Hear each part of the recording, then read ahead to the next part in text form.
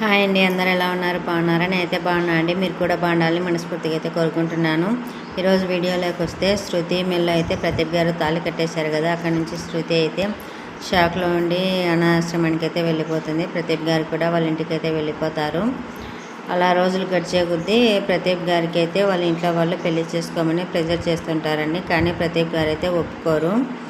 అలా ఒకరోజు అయితే కన్నా ప్రదీప్ గారు శృతిని అయితే వెళ్ళి అడుగుతాడండి, నేను ఏ విధంగా తాళి కట్టేసినా కూడా మంచి ఉద్దేశంతోనే కట్టేశాను, నీకు చెడ్డ పేరు రాకూడదని, మన ఇంటికి వెళ్ళిపోదాంరా, మా ఇంట్లో ఇలా జరుగుతుంది అనేసి చెప్తాడు. అందుకైతే శృతి ఒప్పుకోదని. కానీ కొన్ని రోజుల తర్వాత అయితే శృతి కూడా ఒప్పుకుంటుంది.